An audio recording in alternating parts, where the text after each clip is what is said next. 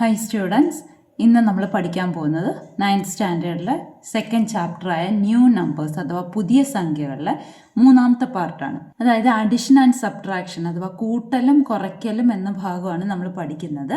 ഇവിടെ page number 29 questions ആണ് നമ്മൾ ചെയ്യുന്നത്. അപ്പോൾ ഒന്നാമത്തെ ക്വസ്റ്റ്യൻ ഇതാണ്: the hypotenuse of a right triangle is 1.5 meters and one of the other sides is 1/2 meter. Calculate its perimeter up to a centimetre. അതായത് ഒരു മട്ടത്രികോണത്തിൻ്റെ കർണം 1.5 മീറ്ററും മറ്റൊരു വശം 1/2 മീറ്ററുമാണ്. അതിൻ്റെ ചുറ്റളവ് സെൻറ്റിമീറ്റർ വരെ കൃത്യമായി കണക്കാക്കുക. അപ്പം നമുക്കിവിടെ മട്ടത്രികോണമാണ് വരയ്ക്കേണ്ടത്. അതിൻ്റെ കർണവും ഒരു വശവും തന്നിട്ടുണ്ട്. അതിൻ്റെ ചുറ്റളവാണ് കണ്ടുപിടിക്കേണ്ടത്. ഒരു റൈറ്റ് ട്രയാങ്കിൾ, അതിൻ്റെ ഹൈപ്പോട്ടന്യൂസും വൺ സൈഡും തന്നിട്ടുണ്ട്. അതിൻ്റെ പെരിമീറ്റർ കണ്ടുപിടിക്കണം. ഞാൻ ഇവിടെ റൈറ്റ് ട്രയാങ്കിൾ വരച്ചിട്ടുണ്ട്. അതിന് പേര് കൊടുത്തിട്ടുണ്ട് ABC. അതിൽ ഏതെങ്കിലും ഒരു സൈഡ് 1/2 meter ആയിട്ട് എടുക്കാം. അപ്പോൾ ഇതോ ABയോ BCയോ ഏത് വേണമെങ്കിലും 1/2 meter ആയിട്ട് എടുക്കാം. 1.5 meter ആണ് ഹൈപ്പോട്ടന്യൂസ്. ഇനി നമുക്കറിയാവുന്ന എന്താണ്? പൈതഗോറസ് തിയറം അല്ലേ? ആ പൈതഗോറസ് തിയറം വെച്ചിട്ട് നമുക്ക് ABയുടെ ലെങ്ത് കണ്ടുപിടിച്ചാൽ മാത്രമേ ഉള്ളൂ പെരിമീറ്റർ അഥവാ ചുറ്റളവ് കിട്ടത്തുള്ളൂ. എന്താ ചുറ്റളവ് അഥവാ പെരിമീറ്റർ? ചുറ്റുമുള്ള അളവുകൾ കൂട്ടുക. അതായത് ചുറ്റുമുള്ള അളവ് എന്ന് പറഞ്ഞാൽ ABയുടെ നീളത്തിൻ്റെ കൂടെ BCയുടെ നീളവും ACയുടെ നീളവും കൂടെ കൂട്ടുമ്പോഴാണ് പെരിമീറ്റർ അഥവാ ചുറ്റളവ് കിട്ടുന്നത്. അപ്പോൾ ABയുടെ നീളം കണ്ടുപിടിക്കണമല്ലോ. അപ്പോൾ AB കിട്ടണമെങ്കിൽ പൈതഗോറസ് തത്വം അപ്ലൈ ചെയ്യണം. അപ്പോൾ പൈതഗോറസ് തിയറം എന്താണ്? Hypotenuse square equal to base square plus height square അല്ലേ? അതായത് കർണം സ്ക്വയർ സമം പാദം സ്ക്വയർ പ്ലസ് ഉയരം സ്ക്വയർ. ഇവിടെ കർണം എന്താണ്? AC അല്ലേ? ഇപ്പം ഞാൻ പേര് വെച്ചിട്ട് എഴുതാം. ACയുടെ സ്ക്വയർ എന്ന് പറയുന്നത് ABയുടെ സ്ക്വയറിൻ്റെ കൂടെ BCയുടെ സ്ക്വയർ കൂട്ടണം. മനസ്സിലായല്ലോ? അപ്പോൾ ഈ hypotenuse square equal to base square plus height square എന്ന് എഴുതിയില്ലല്ലോ, ഇത് എഴുതിയാലും മതി. ഇനി ABയുടെ അളവ് എത്രയാണ്? 1.5 meter. 1.5 meter അല്ലേ? 1.5 എന്ന് പറഞ്ഞാൽ 1.5 എന്ന് പറഞ്ഞാൽ എത്രയാണ്? ഡെസിമലിൽ ഇടുകയാണെങ്കിൽ 1.5 എന്ന് എഴുതാമല്ലോ. അപ്പോൾ 1.5 whole square equal to AB അറിയത്തില്ല പ്ലസ് BC എന്ന് പറയുന്ന ഹാഫ് എന്ന് പറയുന്ന 0.5 അല്ലേ? അപ്പോൾ 0.5 സ്ക്വയർ.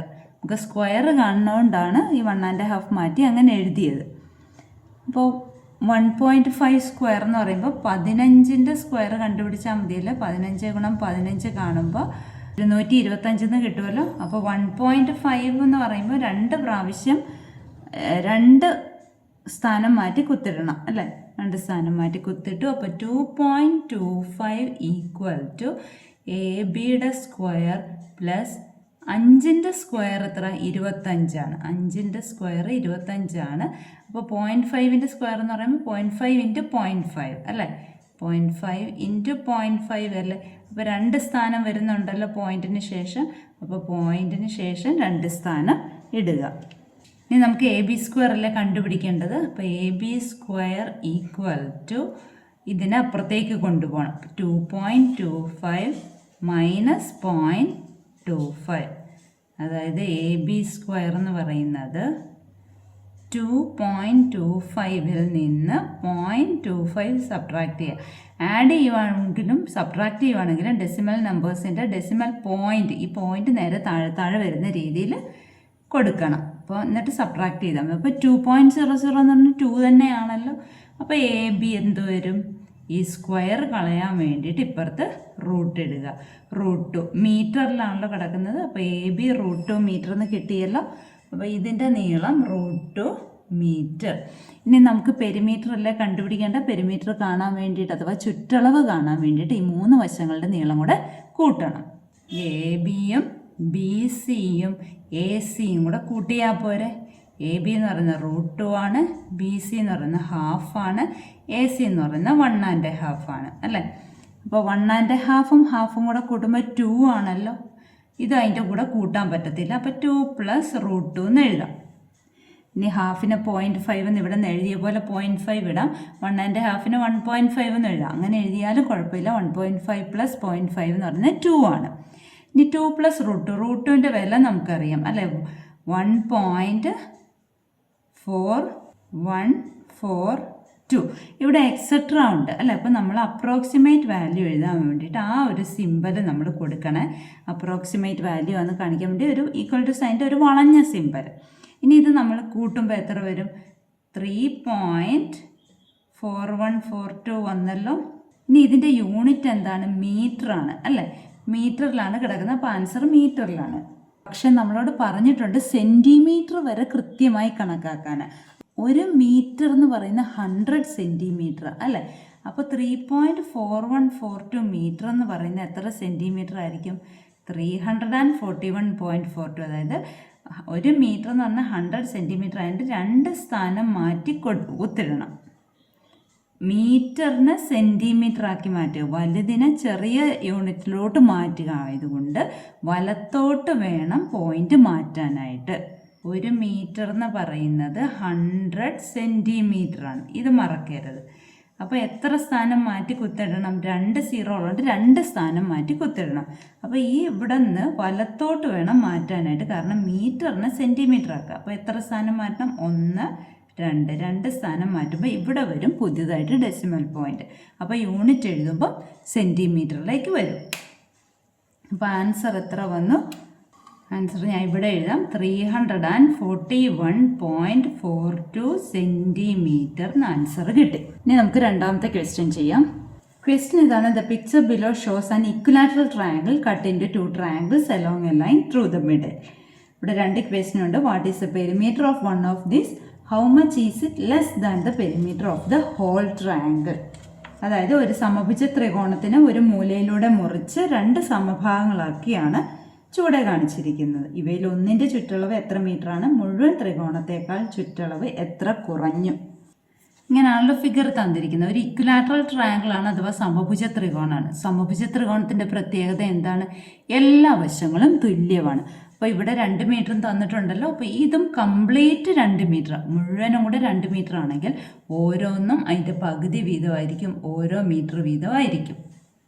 മനസ്സിലായല്ലോ? പിന്നെ ഇത് മട്ടത്രികോണങ്ങളും ആണല്ലോ, കാരണം തുല്യമായിട്ടാണ് ഭാഗിച്ചിരിക്കുന്ന മട്ടത്രികോണമേ വരത്തുള്ളൂ. ഇനി ഇതിൽ ഒരെണ്ണത്തിൻ്റെ ചുറ്റളവ് അഥവാ പെരിമീറ്റർ ആണ് ചോദിച്ചിരിക്കുന്നത്. അപ്പോൾ ഈ ഹൈറ്റ് കാണണമല്ലോ, എങ്കിലല്ലേ ഉള്ളൂ പെരിമീറ്റർ കണ്ടുപിടിക്കാൻ പറ്റത്തുള്ളൂ. ഇവിടെയും പൈതഗോറസ് തിയറം ആണ് അപ്ലൈ ചെയ്യേണ്ടത്. അപ്പം ഞാനിവിടെ ഒരു ട്രയാങ്കിളിന് മാത്രം പേര് കൊടുത്താൽ പോരെ, രണ്ടും സെയിം ആണല്ലോ. അപ്പോൾ ഈ ലെഫ്റ്റിൽ കിടക്കുന്നതിന് ABC എന്ന് പേര് കൊടുക്കുന്നു. അപ്പോൾ AC ആണ് നമുക്ക് കണ്ടുപിടിക്കേണ്ടത്. പൈതഗോറസ് തിയറം എന്താണ്? Hypotenuse square equal to base square plus height square, അഥവാ കർണം സ്ക്വയർ ഈക്വൽ ടു പാദം സ്ക്വയർ പ്ലസ് ഉയരം സ്ക്വയർ. ഇവിടെ കർണം ഏതാണ്? AB ആണ്. അപ്പം AB square equal to BC square plus AC square. ഇനി AB 2 ആണ്. അപ്പോൾ 2 square equal to 1 square plus AC square. 2 square 4 ആണല്ലോ, 4 equal to 1 plus AC square. AC square കണ്ടുപിടിക്കാൻ വേണ്ടിയിട്ട് ഇവിടെ ആഡ് ചെയ്തിരിക്കുന്ന 1 അപ്പുറത്തേക്ക് പോകുമ്പോൾ സബ്ട്രാക്ട് ചെയ്യണം. അപ്പോൾ 4 മൈനസ് 1, 4 മൈനസ് 1 3 ആണല്ലോ. അപ്പോൾ AC എന്ന് പറയുന്നത് എത്ര വന്നു? √3 മീറ്റർ എന്ന് വന്നു. ഇനി നമുക്ക് പെരിമീറ്റർ അഥവാ ചുറ്റളവ് കാണാമല്ലോ. ചുറ്റളവ് കാണുന്നത് എങ്ങനെയാണ്? 3 സൈഡ്സും കൂടെ ആഡ് ചെയ്താൽ മതി അല്ലേ. AB plus BC plus AC കണ്ടുപിടിച്ചാൽ മതിയല്ലോ. AB എത്രയാണ്? 2, BC 1 പ്ലസ് √3. 2 പ്ലസ് 1 3 ആണല്ലോ. അപ്പോൾ 3 പ്ലസ് √3 എന്ന് വന്നല്ലോ. √3യുടെ വാല്യൂ നമുക്കറിയാം, നേരത്തെ ചെയ്ത പോലെ അപ്രോക്സിമേറ്റ് വാല്യൂ ആയതുകൊണ്ട് നമ്മൾ ഈ എക്സെട്ര ഇടുന്നില്ല. അപ്പോൾ അപ്രോക്സിമേറ്റിൻ്റെ സിമ്പിൾ കൊടുക്കുക. 3 പ്ലസ് 1.732 അല്ലേ. അപ്പോൾ 3 പ്ലസ് 1.732 എന്ന് പറയുന്നത് എത്ര വരും? 4.732 മീറ്ററിലാണ് കിടക്കുന്നത്. ഇവിടെ എത്ര മീറ്റർ ആണെന്ന് തന്നെയാണ് ചോദിച്ചിരിക്കുന്നത്. അപ്പോൾ നമുക്കതിനെ മാറ്റമൊന്നും വേണ്ട. ഇനി നമ്മളോട് ചോദിച്ചിരിക്കുന്നത് ഇപ്പോൾ ഫസ്റ്റ് പാർട്ടാണല്ലോ, ഫസ്റ്റ് പാർട്ടിൻ്റെ ആൻസറാണ്. ഇനി സെക്കൻഡ് പാർട്ട് ചോദിച്ചിരിക്കുന്നത് എന്താണ്? ടോട്ടൽ ഈ മുഴുവൻ ട്രയാങ്കിളിൻ്റെ പെരിമീറ്ററിനേക്കാളിലും എത്ര വ്യത്യാസം ഉണ്ട്? അപ്പോൾ മുഴുവൻ ട്രയാങ്കിൾ എന്ന് പറഞ്ഞാൽ എന്താണ്? ദി ഇക്വലാറ്ററൽ ട്രയാങ്കിൾ അല്ലേ? അപ്പോൾ perimeter of the equilateral triangle equal to സമഭുജ ത്രികോണത്തിൻ്റെ ചുറ്റളവ്. 3 വശവും തുല്യമാണല്ലോ, 2 മീറ്റർ വീതമല്ലേ. 2 + 2 + 2 6 മീറ്ററാണ്. അപ്പോൾ വ്യത്യാസം കണ്ടുപിടിക്കണമല്ലോ, ഡിഫറൻസ്. വ്യത്യാസം എത്രയാണെന്ന് നോക്കാം. അതായത് 6 വലുത് 6 - 4.732. അപ്പോൾ ഇതിനകത്ത് ഡെസിമൽ പോയിന്റ് ഇല്ല അല്ലേ? അപ്പോൾ 6നെ എങ്ങനെ എഴുതാം? 6.000 എന്ന് എഴുതാം. കാരണം ഇവിടെ 3 ഡിജിറ്റാണ് എടുത്തത്. അതിൽ നിന്ന് 4 - 732 സബ്ട്രാക്ട് ചെയ്യണം. അപ്പോൾ എത്ര വന്നു? 1.268 മീറ്ററാണ് വ്യത്യാസം വന്നിരിക്കുന്നത്. അതായത് മുഴുവൻ ഇക്വലാറ്ററൽ ട്രയാങ്കിളിൻ്റെ പെരിമീറ്ററിനേക്കാളും 1.268 മീറ്റർ കുറവാണ് ഈ റൈറ്റ് ആംഗിൾ ട്രയാങ്കിളിൻ്റെ പെരിമീറ്റർ. സമഭുജ ത്രികോണത്തിൻ്റെ ചുറ്റളവിനേക്കാൾ 1.268 മീറ്റർ കുറവാണ് ഈ മട്ടത്രികോണത്തിൻ്റെ ചുറ്റളവ്. മനസ്സിലായല്ലോ 2 ചോദ്യങ്ങളും? അടുത്ത ചോദ്യങ്ങൾ നമുക്ക് അടുത്ത ക്ലാസ്സിൽ ചെയ്യാം.